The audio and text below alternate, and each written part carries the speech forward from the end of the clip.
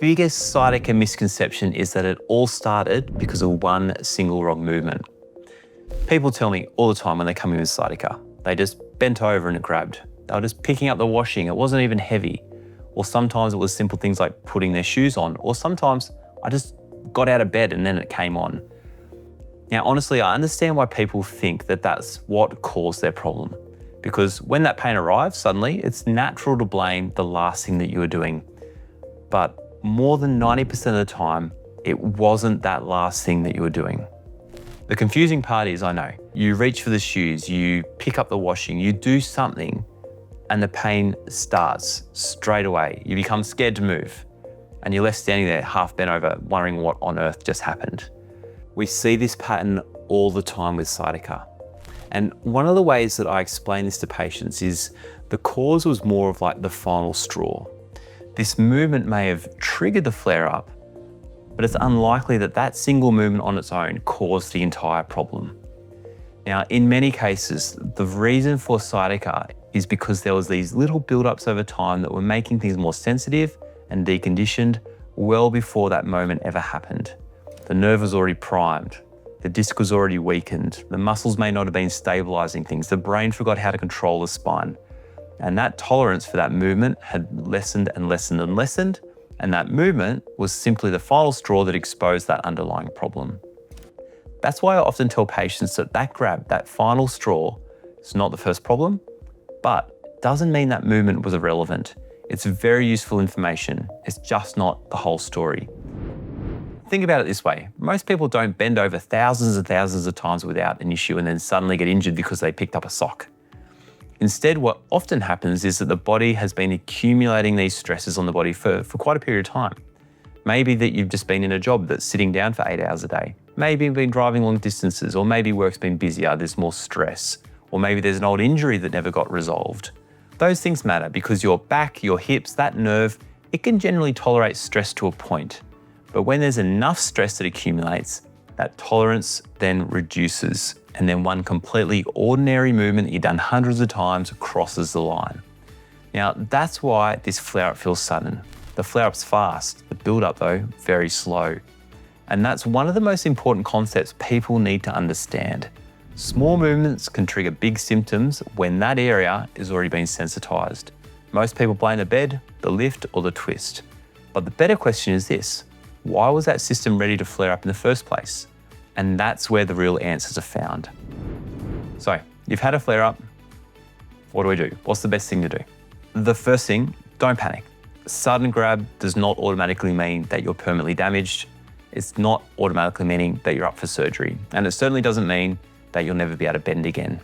But in these early stages of flare up, one of the biggest mistakes people make is that too often they constantly test this painful movement to see if it's still there. They keep bending up, yep, there it is.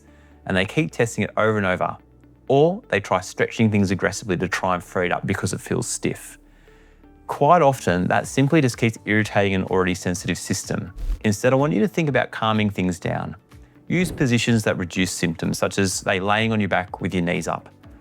If you can, short walks are often better than lying down completely for long periods. Now, if you're in pain, chances are you're probably already doing something like this, but it might need to be said. Avoid repeatedly twisting and bending together in the acute phase. That's that sort of movement looking down like that. Move carefully when transitioning from sitting to standing, and also pay attention to things that clearly aggravate or ease your symptoms. The goal at this stage isn't to solve the entire problem in a day. The goal is to get through this flare-up safely while gathering useful information. And if symptoms are worsening, say spreading further down the leg, or you begin to experience like numbness and weakness, that's the point where getting assessed becomes extremely important and urgent. Now, let's talk about what these flare-ups can tell us.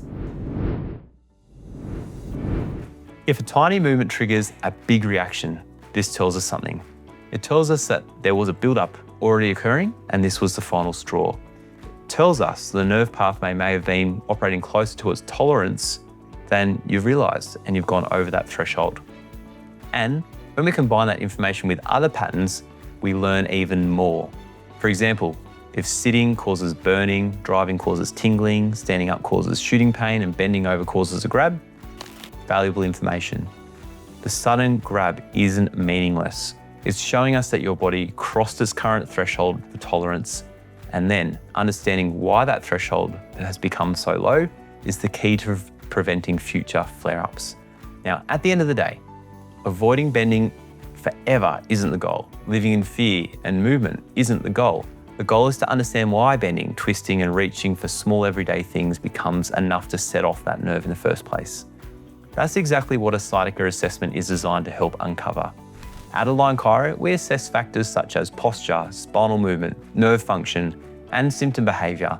We want to understand not only why you're feeling those symptoms and where they're coming from, but why they're happening in the first place, what set it off.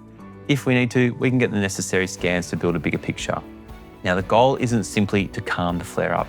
The goal is to get things under control first, but find out what's irritating that nerve to determine the best next step.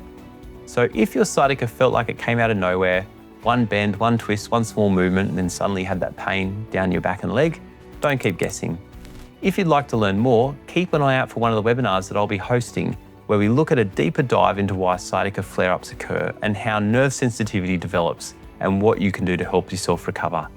If you'd like answers sooner, feel free to book in an assessment at Aligned Chiro. We assess your posture, your spinal movement, your nerve function, and symptom behaviour so you can better understand what's irritating that nerve to start with and what the next step should be. You don't have to spend the rest of your life wondering what movement is going to trigger that next flare-up. Let's find some answers.